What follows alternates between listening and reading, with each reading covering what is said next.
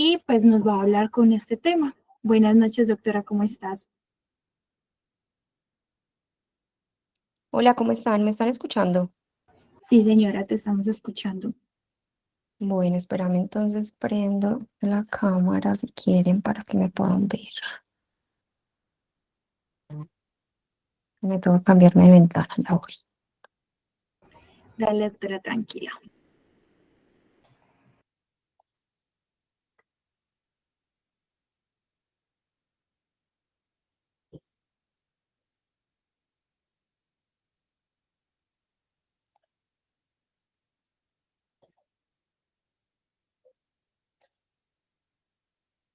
¿No están viendo la pantalla o sí? No sé. Doctora, no, en este momento no la vemos. Espérame, Dale. porque se voy a compartir.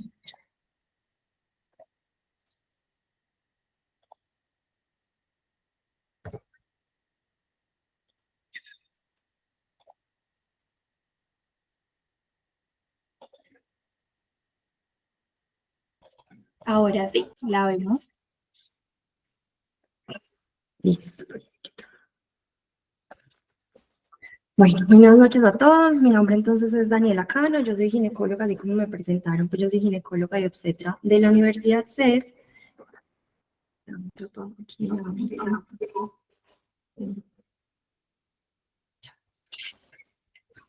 Vamos a hablar entonces de sepsis, específicamente de sepsis en el embarazo, porque entonces es importante realmente hablar de este tema y es más que todo por esa mortalidad materna, que en el mundo mueren aproximadamente 830 mujeres a causas pues prevenibles y relacionadas con el embarazo, el parto y el puerperio, donde el 99% ocurren en países en desarrollo, como por ejemplo Colombia. Entonces tenemos este estudio que realizaron en Antioquia, donde evaluaron a 476 mujeres, aproximadamente por 11 años hicieron el estudio y encontraron que realmente se morían más las pacientes por demoras en el diagnóstico, el inicio realmente del antibiótico, una adecuada reanimación y un adecuado uso de vasopresores. Entonces va a ser específicamente esto lo que vamos a ver pues en la presentación. Esa mortalidad materna se dieron cuenta que el tipo y la causa principal, la sepsis, estaba dentro, la sepsis obstétrica pues era la tercera causa y la sepsis no obstétrica de forma indirecta era la segunda causa de muerte de estas pacientes, donde el 81% fallecían por sepsis de origen no obstétrico y el 19% propias del embarazo o el puerperio. Y las principales causas relacionadas a la sepsis eran la neumonía o las infecciones del tracto urinario, que entonces cuando veamos una paciente con alguna infección, alguna sospecha de infección, lo principal que vamos a pensar es que tenga una alteración en algo respiratorio o del tracto inferior de orina, pues alguna infección urinaria. Entonces, ¿cuál va a ser el objetivo de esta charla? Va a ser entender la sepsis como una de las principales causas de mortalidad materna y desarrollar cuáles van a ser esas herramientas, uno, para reconocer, para enfocar y para hacer un adecuado manejo y oportuno de las pacientes. Entonces yo les traigo un caso clínico de una paciente que ingresa a las 2 de la tarde, es una paciente de 15 años, primigestante, tiene un embarazo de 28 semanas y consulta a urgencias por un cuadro de 3 días de fiebre y dolor lumbar. Ella en su control prenatal tiene 5 controles, los paraclínicos en general están normales, le encontraron un urocultivo en esa semana 12 que estaba positivo para un E. coli, más o menos con 100.000 unidades formadoras de colonia, la trataron con cefalexina, le mandaron 500 miligramos, vía oral cada 6 horas por 7 días y no le mandaron urocultivo de control y no tiene ningún antecedente pues de relevancia importante. Esa paciente está al examen físico consciente, orientada, tiene las mucosas un poco secas, los ruidos cardíacos están rítmicos, sin soplos, auscultación pulmonar normal, el abdomen es globoso pues por el útero grávido que tiene, una altura uterina de 24 centímetros, una frecuencia cardíaca fetal de 145 y no tiene actividad uterina, el tono está normal, pero tiene puñopercusión positiva. Los exámenes, el examen físico entonces está con una frecuencia respiratoria de 27, tiene una frecuencia cardíaca de 126, una presión arterial de 80-50 con una presión arterial media de 60, está saturando 91 y tiene una temperatura de 38.9. y esta es nuestra paciente que está en el servicio de urgencias. Entonces, realmente, ¿qué impresión clínica uno tiene al principio? Entonces, podría ser una infección, podría ser un síndrome de respuesta inflamatoria sistémica, podría ya estar en una sepsis o podría estar en un shock séptico. Entonces, quedamos así, todavía no sabemos exactamente qué tiene.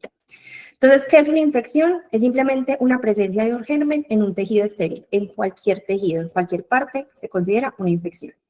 Ya para hablar de un síndrome de respuesta inflamatoria sistémica, utilizamos estos criterios. Cuando tenemos dos de estos criterios positivos, ya decimos que la paciente tiene un síndrome de respuesta inflamatoria sistémica que tiene la temperatura mayor a 36 o tiene una hipotermia con una temperatura menor de 36, si tiene una frecuencia cardíaca mayor a 90, frecuencia respiratoria mayor de 20 o una presión arterial de CO2 menor de 32, o si tiene unos leucocitos mayor de 12.000 o menor de 14.000.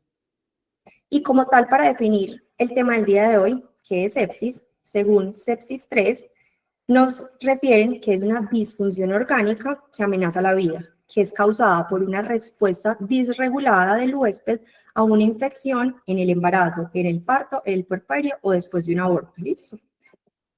Entonces, tenemos que primero reconocer esa sepsis y hacer el diagnóstico y sospecharla. Entonces, va a ser un poco difícil porque esos signos vitales en el embarazo pueden estar un poco alterados por esos cambios fisiológicos que van a tener nuestras pacientes. Entonces, la paciente puede tener un malestar, un rash, un dolor abdominal, dolor pélvico, contracciones, alguna descarga vaginal de pronto fétida, fiebre, hipotermia, taquicardia, hipotensión, sensibilidad uterina, puede haber un síndrome de parto pretérmino, una ruptura prematura de membranas, alteración del estado de conciencia.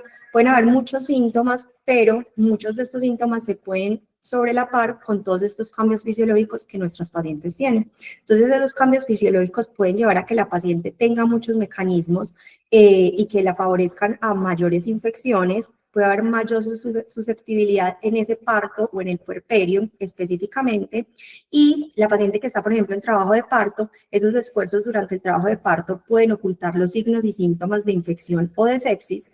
Va a haber unos cambios fisiológicos en este sistema cardiovascular donde desde la semana 8 ya se empiezan a ver cambios. El volumen intravascular va a aumentar entre un 30 o un 50%. La frecuencia cardíaca de las pacientes puede aumentar entre un 10 a 20 latidos por minuto y el gasto cardíaco va a estar aumentado más o menos en un 50% y va a haber una vasodilatación periférica. Entonces, ¿en qué se va a pasar y pues qué va a llevarnos esto? En que vamos a sospechar de pronto de manera errónea esas pacientes que pueden tener un shock séptico que va a estar confundido con todos esos cambios fisiológicos que la paciente va a tener, porque el shock séptico como tal va a haber una mayor vasodilatación, va a haber una liberación de esos mediadores proinflamatorios, va a haber una disminución en esa actividad sistémica y una disminución en esa resistencia vascular que ya la tenía el mismo embarazo. Entonces, como tal, lo más importante es considerar la sepsis en cualquier mujer embarazada que presente cualquier alteración anormal en los signos vitales. Entonces, ¿qué es lo primero para yo hacer el diagnóstico de la sepsis? Lo primero es que la tengo que sospechar y tener una sepsis probable, y lo segundo es que la tengo que confirmar. Entonces, ¿qué es una sepsis probable? Entonces, acá está y aparece la gráfica, pues las escala de Quick-SOFA, que esta escala lo que nos ayuda es que podemos utilizarla en cualquier ambiente clínico, puede ser en urgencias, puede ser en un traslado primario, puede ser en la calle, en cualquier parte, podemos hacer estos tres criterios. Uno, la frecuencia respiratoria de nuestra paciente si está aumentada, si tiene más de 22, si tiene cualquier tipo de alteración en el sistema neurológico, si tiene cualquier alteración cognitiva o si tiene una presión arterial sistólica menor de 100. Pero estos valores van a cambiar en las pacientes embarazadas. Entonces, acá el Clinic de Barcelona nos dijo, sí podemos utilizar este Quick-SOFA, que son los mismos tres criterios, pero lo que debemos hacer es hacer un Quick-SOFA obstétrico, que sería modificado, entonces estos valores van a cambiar. Ya vamos a tener entonces una presión arterial sistólica menor de 90, no en 100 como la teníamos ahorita, una frecuencia respiratoria mayor de 25, no como estábamos ahorita en mayor de 22, y el estado mental, ese sí no nos va a cambiar. Cualquier alteración del estado mental nos indica que puede estar en una sepsis. Recordemos que dos de estos criterios nos hacen una sospecha de una sepsis probable. pero no nos podemos quedar con un diagnóstico de sepsis probable. Si ya estamos haciendo una sepsis probable, inmediatamente tenemos que dirigirnos a un nivel más avanzado, pues si estamos en la calle, trasladar al paciente, si estamos de pronto en urgencias, ¿qué es lo que hay que hacer? Solicitar paraclínicos para yo poder confirmarla.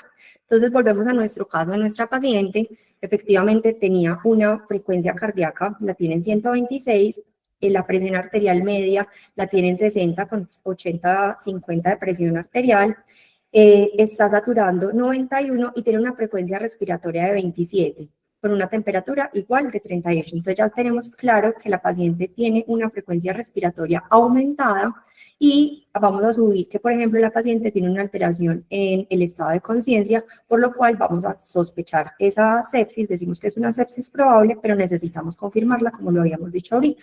¿Qué es lo que necesitamos hacer? Confirmarla, pedirle paraclínicos. ¿Qué paraclínicos le voy a pedir? Yo necesito hacerle el SOFA, el mismo que utilizamos en las pacientes no embarazadas. Entonces, ¿qué paraclínicos yo le voy a pedir para poder confirmarla? Le pido unos gases arteriales para poderle hacer la PAFI, le pido unas bilirrubinas, le pido la creatinina y le pido las plaquetas. Solo con estos criterios, solo con estos 4 paraclínicos, yo ya puedo confirmar si la paciente tiene una sepsis. Entonces, nuestra paciente, le solicitamos los exámenes cuando van a estar alterados, cuando tengamos una presión arterial de O2, pues el PAFI está por debajo de 300, ya no suma puntos. Si tenemos unas plaquetas por debajo de 100, ya no suma punto. Si tenemos las bilirrubinas alteradas, nos suma también punto. La paciente, recordemos que ya tenía una hipotensión, que la vimos que tenía una presión arterial media de 80, perdón, estábamos en 60, perdón, la presión arterial media. Teníamos una presión arterial media de 60, que ya lo habíamos confirmado, y el Glasgow pues, de la paciente sí estaba alterado, y lo mismo la creatinina, miramos si está alterada. Entonces le pedimos los paraclínicos a nuestra paciente y nos traen estos resultados. Entonces ya tenemos confirmado que tenía una hipotensión, y viendo los exámenes, yo les pongo el resaltador. Y viendo los exámenes tenemos entonces unas bilirrubinas que están aumentadas, están más de 1.2 la total, ya la vemos alterada. Entonces ahí ya tenemos 2 criterios que nos confirman que la paciente tiene una sepsis, pero adicionalmente vamos a seguir evaluando pues, los exámenes. Entonces, acuérdense que le pedimos unos gases arteriales para mirar cómo está la PAFI. Para mirar la PAFI es con la PO2 sobre la FIO2, que es de 21 de la paciente. Esta nos da una PAFI de 338, no está alterada, o sea, estaría normal, por encima de 300. Y las plaquetas de nuestra paciente están bien, están por encima de 100.000, estaban en 160. Tiene una creatinina, no la veo, acá, la creatinina en 1.08, que está un poquito aumentada, pero está bien, y el lactato de nuestra paciente está en 4.8. El lactato debe estar por debajo de 2, ya lo tiene también alterado. Entonces, nuestra paciente está haciendo una acidosis metabólica, incluso con una base exceso mayor de 2, entonces mayor de -2, lo que nos confirma una acidosis metabólica de nuestra paciente con bilirrubinas ya alteradas, y todavía tiene la PAFI pues conservada. Entonces, ya teniendo estos criterios, ya sabemos que tenemos una sepsis confirmada. Entonces, miren que los paraclínicos que hay que pedirle a la paciente para hacer diagnóstico de sepsis no son realmente muchos exámenes, simplemente con pedirles los gases arteriales, las bilirrubinas, la creatinina y las plaquetas. Ya con esos 4 paraclínicos, yo confirmo que la paciente tiene una sepsis. Y obviamente con el examen clínico, pues ya tomo la presión y que tengo una hipotensión o si tiene alguna alteración de la conciencia. ¿Tienen alguna duda hasta acá para hacer el diagnóstico de sepsis? No sé si me están escuchando. Sí, no, no sé. ¿Les queda claro el diagnóstico? Bueno, ahí vi una manito. Listo, ya vi una manito por ahí, listo. Entonces, confirmado, diagnóstico. Entonces ya tenemos una paciente que tiene un diagnóstico. Entonces, ¿qué voy a hacer con esa paciente?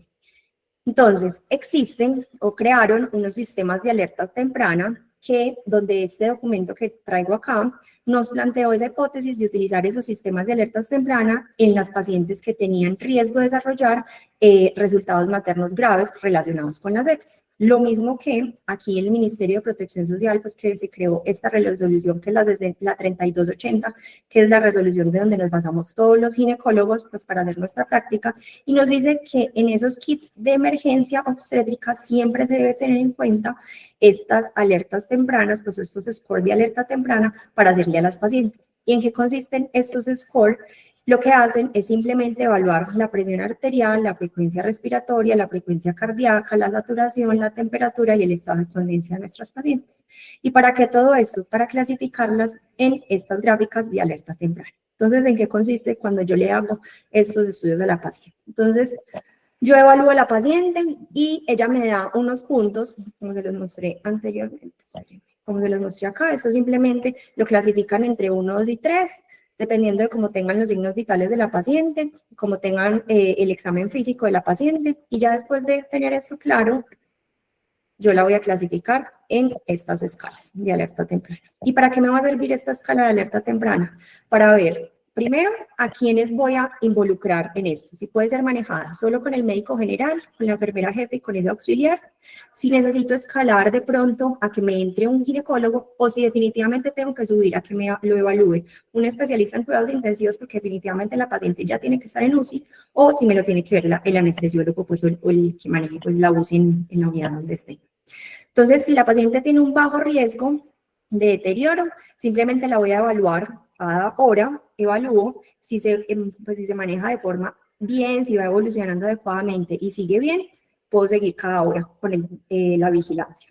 Pero si la paciente a la hora nada que recupera, continúa en observación y definitivamente la revaloro y no ha evolucionado, voy a pasar a la escala de un riesgo secundario, ya voy a utilizar el equipo secundario, ya la paciente tiene más riesgo de complicación, entonces necesito que la paciente mínimo cada hora esté evaluada, ojalá mucho antes, y ya tengo que involucrar a los ginecólogos para que esté evaluando esta paciente. Se debe revalorar y reclasificar por lo menos cada hora, y yo tengo que ver que la paciente sí mejore adecuadamente. Si definitivamente cada media hora o cada hora más como máximo no hay una adecuada evolución de esa paciente, la voy a reclasificar y ya considero que la paciente debe estar manejada en la UCI. Entonces, para eso son esas escalas de alerta temprana para poder hacer un adecuado seguimiento de nuestras pacientes. Entonces, ya tenemos claro la definición de sepsis, ya tenemos claro de cuándo se hace el diagnóstico, pero entonces, ¿cuándo decimos que la paciente entró en un choque séptico? Entonces, es esa paciente que tiene una sepsis, que tiene adicionalmente una hipotensión persistente, que ya necesitamos unos vasopresores para poder tener una presión arterial media por encima de 65. Eso quiere decir que ya le he puesto muchos líquidos a la paciente, no me ha servido nada y voy a necesitar vasopresores para mejorarla. Y adicionalmente, la paciente tiene un lactato mayor a 2. Entonces, en Surviving Sepsis, en el 2018, hicieron una actualización donde nos dieron estas recomendaciones de estos 5 puntos, que esos 5 puntos son los que mínimo debo hacerle a la paciente. Entonces, ¿qué es lo primero? Siempre toda paciente que yo le esté sospechando una sepsis, tratar de hacerle los hemocultivos antes de iniciar el antibiótico. Si esa paciente yo le estoy sospechando un foco urinario, obviamente le tengo que hacer el urocultivo. Siempre hacer el antibiótico de amplio espectro de forma inicial. El nivel de lactato se lo debo pedir, ojalá al principio, si ese lactato está por encima de 2, siempre hay que hacer seguimiento y miren que el lactato por encima de 2 ya me va a clasificar a la paciente casi que en una sepsis, en un choque séptico. Entonces ese lactato hay que seguirlo si está por encima de 2. Los líquidos hay que ponérselos a la paciente, que ya ahorita vamos a hablar un poquito de cómo se ponen esos líquidos y qué es lo que le debo mandar yo. Y por último, los vasopresores en caso de que la paciente persista con hipotensión a pesar de los líquidos, porque siempre necesitamos mantener una presión arterial media por encima de 65.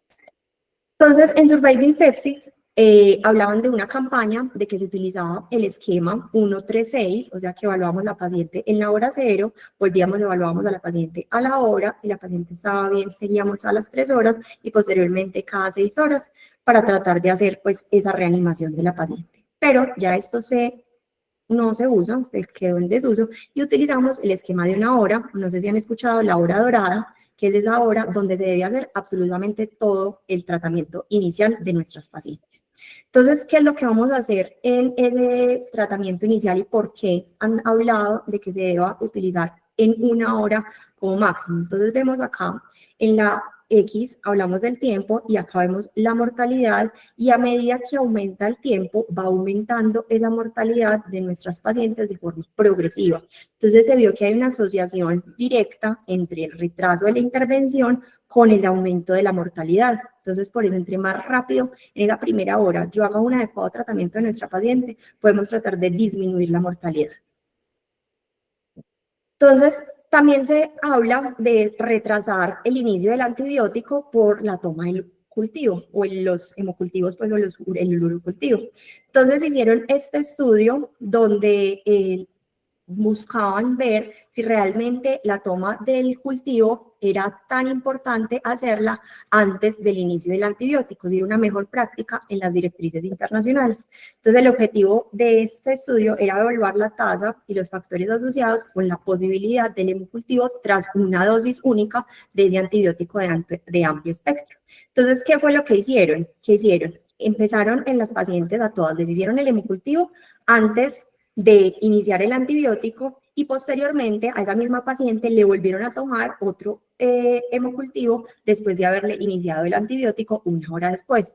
Entonces, ¿qué se dieron cuenta? Que las bacterias comunes que se aislaron después del antibiótico seguían siendo las mismas: E. coli, Klebsiella, Staphylococcus aureus, que eran las principales bacterias que ellos aislaron, y demostraron que las bacterias seguían siendo susceptibles a la administración del antibiótico, pero sí se vio que había una importante relación entre la hora en la que tomaban el antibiótico, como máximo 6 horas después de haber iniciado el antibiótico. Entonces, sí es importante que se tome ese hemocultivo o esos urocultivos antes de iniciar el antibiótico de amplio espectro, pero de igual forma, si se inició el antibiótico, o sea, si la paciente ya recibió la primera dosis de antibiótico, de igual forma tome los hemocultivos o tome el urocultivo por lo menos mínimo 6 horas después de haber iniciado el antibiótico. Entonces, ahí se dieron cuenta que de igual forma la bacteremia disminuyó, pero permanece alta después de una dosis de antibiótico, así haya aumentado el tiempo entre el antibiótico y la toma, pues, del urocultivo. Entonces, la tasa de pacientes con hemocultivos positivos posterior al antibiótico encontrada estaba en el 42%, entonces seguía siendo positiva. Entonces, no importa si ya se le empezó el antibiótico, tómele el hemocultivo y el urocultivo a su paciente, ¿listo? Siempre recomendamos tomar 2 hemocultivos, por lo menos uno anaerobio y otro aerobio, y siempre el urocultivo en caso de que estemos sospechando un foco urinario. En el mismo estudio que les mostré inicialmente, el tiempo de tratamiento, mostramos que es lo mismo. En la X vemos el tiempo de la administración del antibiótico, y en la Y hablamos de la mortalidad. Y miren que la gráfica es similar, y a medida que se retrasa el inicio del antibiótico va a haber mayor mortalidad. Entonces, si ustedes ven que están en un lugar donde no tienen cómo tomarle los hemocultivos, no tienen una jefe en el momento, no está el dispositivo, o la toma de muestra no se puede hacer, lo que sea, empiecen el antibiótico lo más rápido posible, que eso también le va a disminuir mortalidad a su paciente. Entonces, iniciaron los antibióticos, nunca debe retrasarse más de 1 hora, recuerden esa hora dorada, y si los cultivos no se pueden recolectar de manera oportuna. Y la recolección de los cultivos todavía se recomienda incluso después de que se haya iniciado los antibióticos, como se los había mostrado. Entonces, ¿qué antibióticos vamos a seleccionar?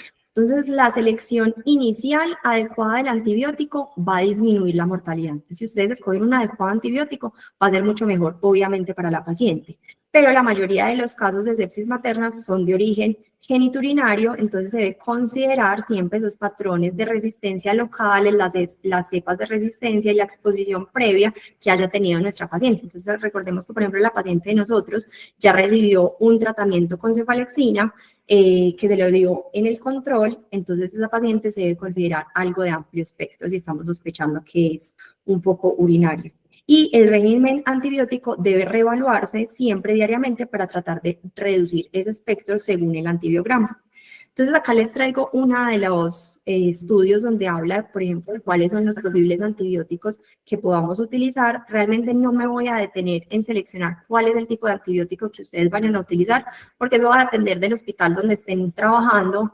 Este es uno de los estudios que hicieron. Si quieren, le pueden tomar pues como una fotico al esquema pues antibiótico, y dependiendo de la sospecha que ustedes tengan, va a ser el antibiótico que vayan a utilizar.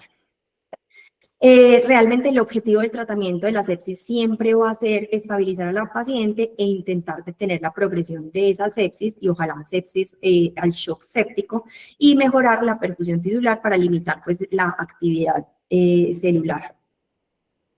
Entonces, recordemos que la etiología principal en nuestras pacientes embarazadas van a ser las infecciones de tracto urinario y la neumonía. Esos son los principales focos que ustedes deben utilizar en el antibiótico. Como ven en este estudio, el principal es el genitourinario. La mayoría de las pacientes llegan con sepsis de origen urinario. Si vemos que la paciente después de 48 horas no ha tenido nada de mejoría o está con signos de shock séptico, el Clínic de Barcelona sí nos recomienda ampliar mucho más el espectro, iniciar incluso meropenem o daptomicina, y si la paciente tiene alergia, utilizar Astronaf, amikacina, fosfomicina, dependiendo pues de lo que vayamos a utilizar, o linezolid inclusive, ¿listo? Si estamos sospechando alguna infección viral o algo. Entonces, recordemos que les dije la importancia de ese lactato. Siempre, siempre, siempre se debe tratar de solicitar el lactato de forma inmediata que llegue a la paciente para tratar de sospechar esas probabilidades de que la paciente vaya a entrar o no en un shock séptico. Recordemos que si el lactato es mayor de 2, es un mal pronóstico. El único momento en el que yo puedo considerar un lactato mayor es en el momento en el que la paciente esté en trabajo de parto. Si la paciente está en el momento de trabajo de parto, puedo considerar normal el lactato hasta 4. Aquí les traigo esta grafiquita donde nos muestran en la gráfica negra son las pacientes que tienen hipotensión persistente que está inducida pues por una sepsis a pesar de esa reanimación con líquidos de forma adecuada y que van a necesitar vasopresores sin hacerle seguimiento con lactato. Mientras que las pacientes que están en esta línea verde tienen una hipotensión persistente inducida también por sepsis que requieren esos mismos vasopresores para hacer un mantenimiento pues, de esa presión arterial media por encima de 65 y que tienen lactato sérico mayor a 2. Muestran que tienen, pues disminuye esa probabilidad de complicaciones si le hacemos un adecuado seguimiento con el lactato a las pacientes. Lo que les dije del shock séptico, que se hace con lactato mayor a 2 y con necesidad de vasopresores. Entonces, definitivamente la paciente, ya le hice todos los exámenes que necesitaba, ya le empecé el antibiótico, ya le pedí los urocultivos, bueno, todas esas cosas. Entonces necesito hacer una reanimación hídrica para mantener unas presiones arteriales por encima de 65. Siempre vamos a preferir utilizar lactato de Ringer. Como me tocó a mí, yo tenía un profesor que decía, la solución salina solo sirve para diluir medicamentos, eso no sirve para reanimar a la paciente. Utilicen siempre lactato de Ringer, la solución salina no. Y ya si la paciente tiene un sangrado, tiene algo pues que ustedes vean que está descompensada es porque no tiene suficiente sangre, pueden utilizar pues transfundir a la paciente. ¿Qué vamos a utilizar? Ay, esa me quedó tapadita, pero bueno, entonces siempre los cristaloides vamos a hacer una adecuada infusión de 4 cc por kilo o según guiado por metas. Podemos utilizar en las pacientes que están puérperas de 30 cc por kilo en las primeras 3 horas o si la paciente está en embarazo, 20 cc por kilo. Hay que tener mucho cuidado en esas pacientes que están embarazadas porque tampoco las podemos llenar de líquido, porque nuestras pacientes, recordemos que tienen una vasodilatación, esos cambios fisiológicos que se dan en el embarazo, la volemia está aumentada en nuestras pacientes. Entonces, no sé si han visto, obviamente, esta gráfica, que es la gráfica de Frankenstein. Esta gráfica lo que nos muestra es que las pacientes embarazadas con una adecuada adaptación fisiológica ya están casi que llegando a ese plató en la línea, donde por más líquido que yo le ponga no va a mejorar, pero hay que tener mucho cuidado con estos pacientes que tienen, por ejemplo, preeclampsia, RCIU, que están antes mucho más grave, la cantidad de líquido se va a llenar mucho más fácil. Entonces, esas pacientes que tienen alguna alteración fisiológica, alguna enfermedad que les afecte, puede ser mucho peor, puede ser contraproducente ponerles tantos líquidos. Entonces, ¿hasta cuándo yo voy a reanimar? Entonces, tratar de mantener esa presión arterial media hasta 65. ¿Cómo se lo voy a dar? Puede ser 30 cc por kilo en las primeras 3 horas o en bolos de 4 cc por kilo guiado por respuesta, es evaluando esa presión arterial media de nuestras pacientes. Si definitivamente veo que la paciente no tiene respuesta a nada de líquidos, paso de una a los vasopresores. Otra opción que pueden utilizar es si la paciente, ustedes la acuestan y le hacen una elevación rápida de las piernas, eso puede hacer una adecuada, pues más o menos una transfusión de 300 a 500 cc y vigilando pues obviamente en la toma de la presión arterial la toman, después suben las piernas, inmediatamente vuelven y le toman la presión. Si la presión arterial media mejora, la paciente puede tener una adecuada respuesta a líquidos. Entonces a esa paciente pueden ponerle líquidos con mayor tranquilidad.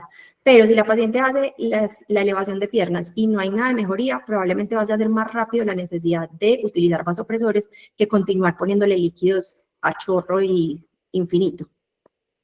Entonces, nuestra paciente, ya son las 5 de la tarde, ya tiene una frecuencia cardíaca de 132, tiene una presión arterial media de 58, está saturando 90, tiene una frecuencia respiratoria de 31 y tiene una temperatura de 39. O sea, nuestra paciente cada vez está peor.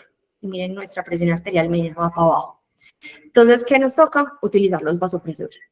Entonces, ¿qué vasopresores voy a utilizar en nuestra paciente?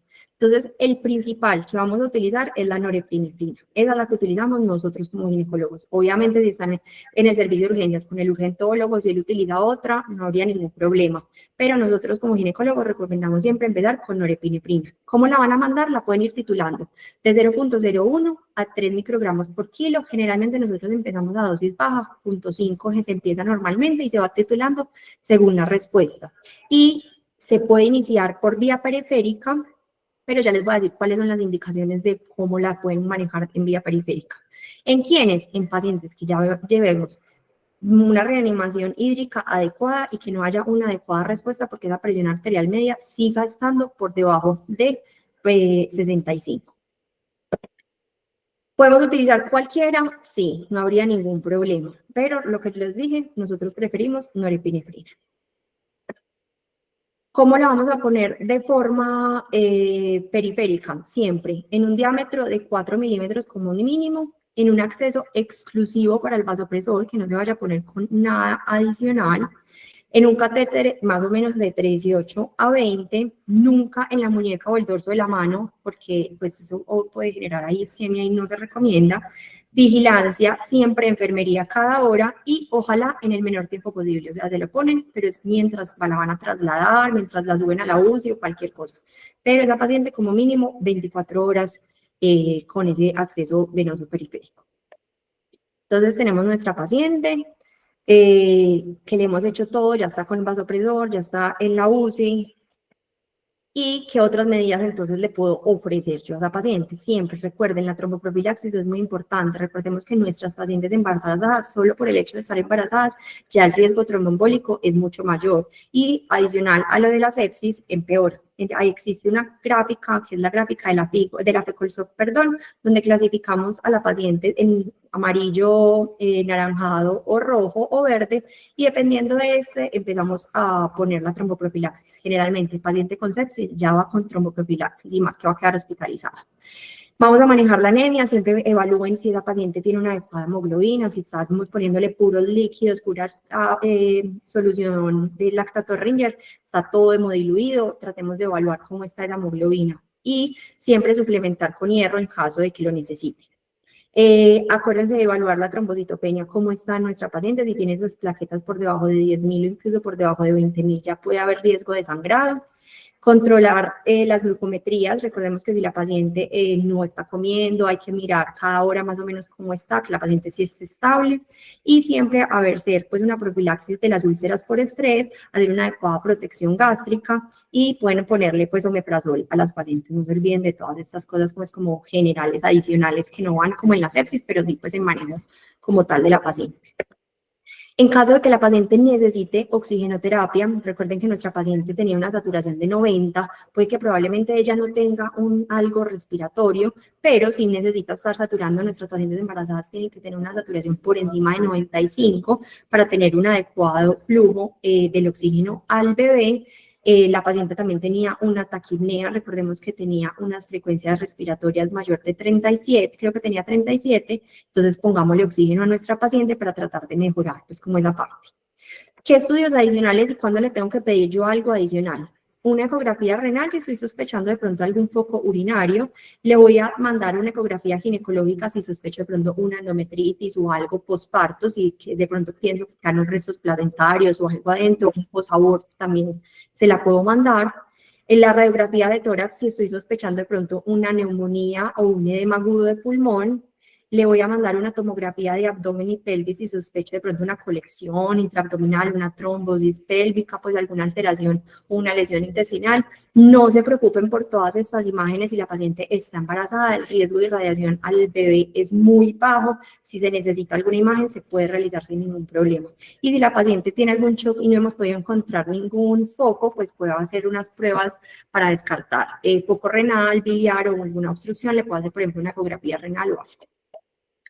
¿Cuándo voy a trasladar entonces a nuestra paciente a la UCI? Entonces, existen los criterios mayores y los criterios menores.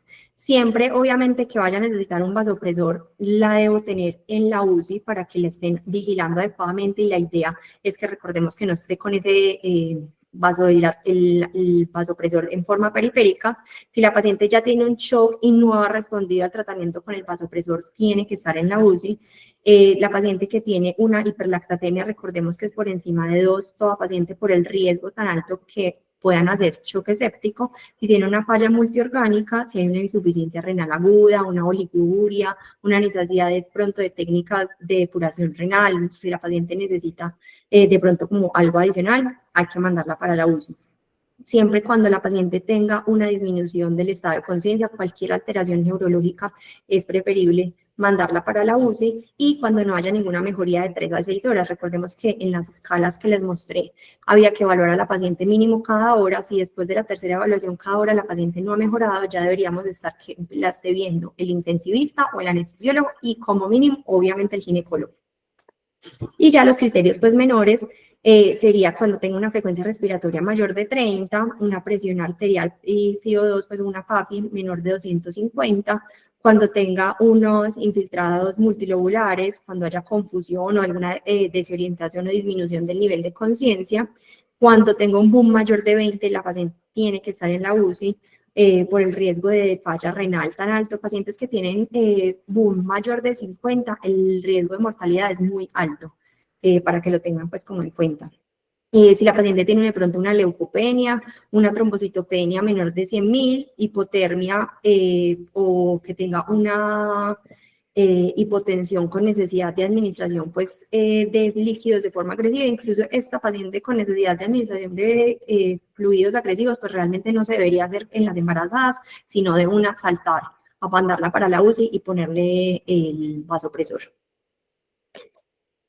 Entonces, yo realmente necesito finalizar esa gestación por una sepsis, no siempre, ¿cierto? Hay que evaluar pues como otras cosas adicionales. Si definitivamente tengo un foco intrauterino, si tiene una sepsis, una coriomionitis, pues por una sepsis por una coriomionitis, o la naturaleza de esa sepsis definitivamente me está ocasionando alguna alteración fetal, puedo considerarlo, pero no necesariamente la finalización de la gestación va a solucionar el problema, pues yo lo que necesito es solucionar el foco de infección para que disminuya esa complicación que está teniendo la paciente. Si definitivamente el bebé está haciendo taquicardia fetal, si estoy empezando con contracciones, si el líquido amniótico, si la paciente hizo una ruptura y tiene el líquido amniótico fétido, cualquier cosa de esas, ahí sí se considera. Pero el resto, si la paciente tiene una infección urinaria y el foco es urinario y está haciendo una sepsis por eso, trátele el foco urinario y ya después de eso considere a ver cómo evoluciona la paciente. No siempre se tiene que finalizar la gestación. Entonces, como conclusiones, la sepsis es un fenómeno progresivo. Siempre lo más importante va a ser una adecuada identificación y el tratamiento debe ser de forma dinámica. No siempre me voy a quedar con un antibiótico. Recordemos que hay que ir evaluando a la paciente constantemente para ver si puedo irlo desescalando o si lo tengo que aumentar.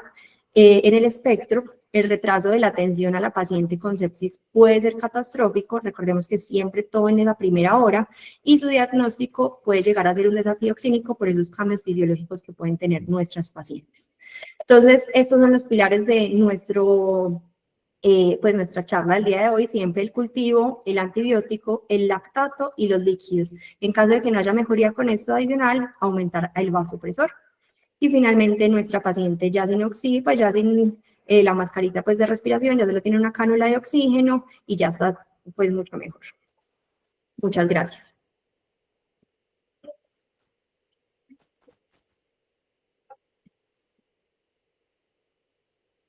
No sé si tengan alguna pregunta.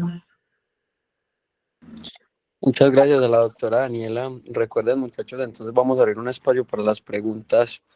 Si alguien tiene alguna pregunta, que hayan anotado en el chat o algo para que empecemos con esta parte. Ponen en el chat, me dicen, porque yo no puedo. Sebas está en el cuadrito donde están los punticos, ahí pudieron las preguntas.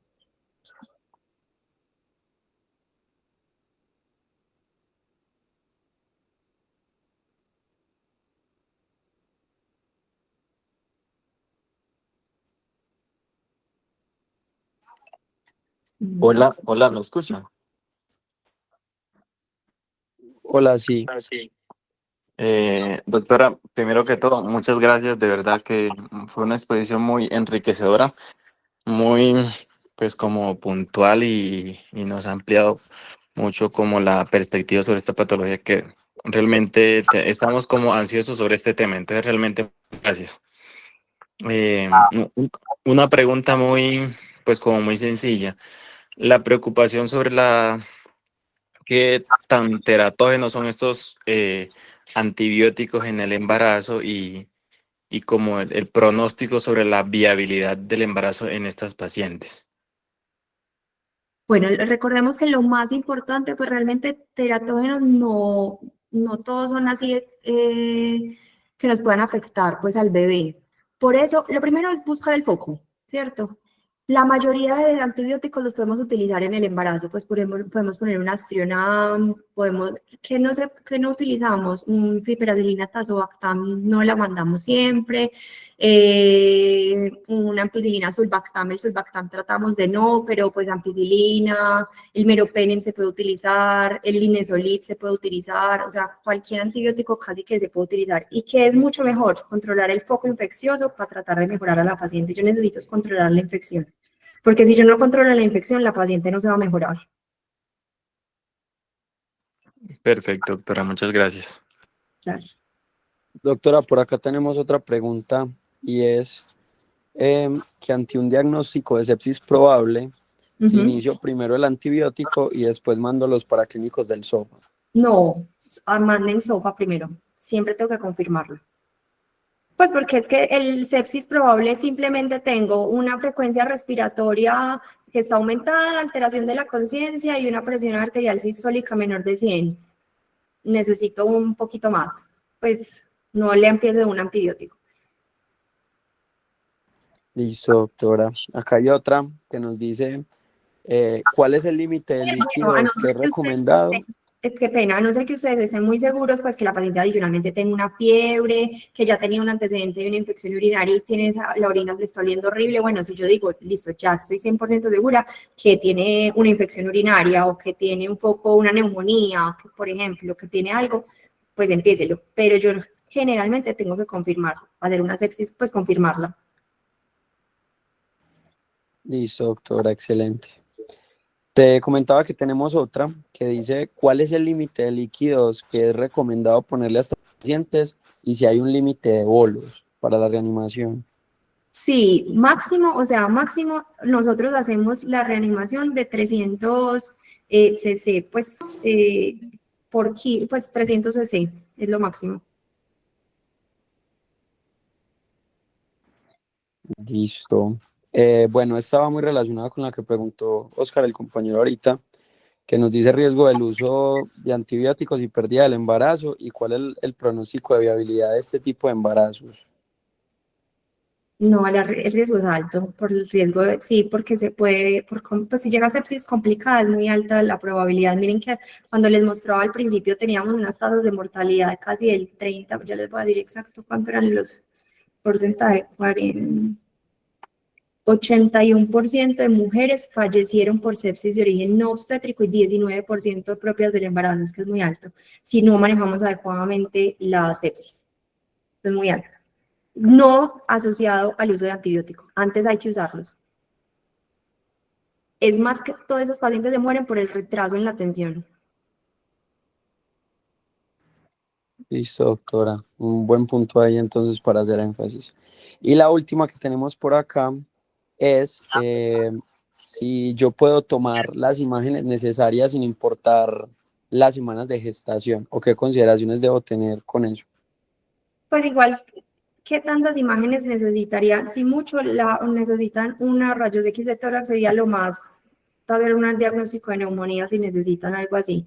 Uno toma una y ya no necesita como más. Si es foco urinario, le pueden hacer una ecografía, eso no afecta en nada. Abdominal, pueden hacer ecografías transvaginales si es, por ejemplo, una sospecha de algo endometritis, pues, o algo de pues de que se quedó una retención de placenta o algo. Es muy poco probable, si yo estoy sospechando una sepsis, irme a tirar un montón de exámenes, un montón de imágenes, perdón. La mayoría de la sepsis la diagnostico con la clínica. Doc, a mí me queda una duda ahí en algo. ¿Son máximo 300 cc o 3000 cc? Son 3000 cc. Ah, bueno, listo. Sí, sí.